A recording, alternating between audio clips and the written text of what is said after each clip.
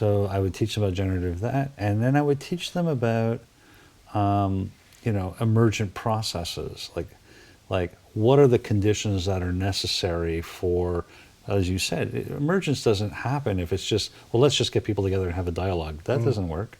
You need to create the right kind of boundaries. There needs to be the right amount of heat, ferment. There has to be some passion in it.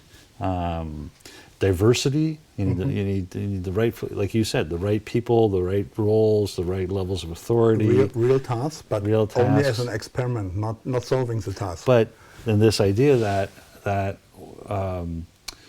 the way forward in complex situations is no one can know what the right answer is. So you've got to try a bunch of things. And what you want to do is, and I think what these events are, when they work well, what they do is they produce a bunch of motivated people in small groups that want to go try and do something.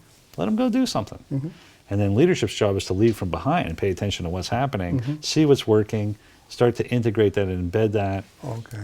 Or like in this group, what happened was, so the first one they ran, they came up with 13 pilots. So they started tracking that, and you asked about where do the trackers come from. In this case, what happened was one of their managers had been sent off on another pilot project, on a project in the corporation that then got postponed 6 months. So he was back with sort of nothing to do.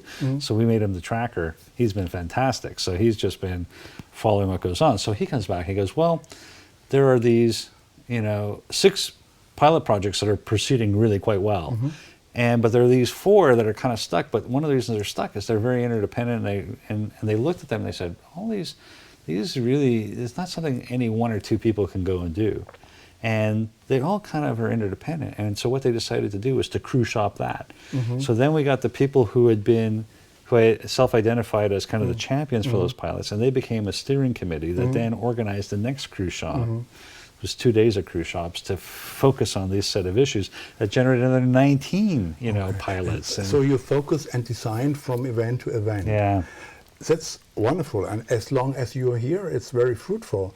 We try to do, besides that, develop a logic of didactics that more people can do that and have quite a safe procedure. Yeah. So from my point of view, I'm training them to do that, and they're just starting to run with it. The next cruise shop came along, and one of the managers just became the tracker, and now that's the way he manages. He's gotten out of telling people what to do, and he sees an issue, he brings together who are the people that are going to change, get them in a room, let them emerge what they're going to do. So I think, so the skill transfer is happening, but it's happening in this, and that's... But would you ever have the idea to write a book on that? Oh yeah.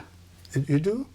Oh, I want to. Yeah, I've just written I've written 2 cases on this particular project. It's going to go in a textbook.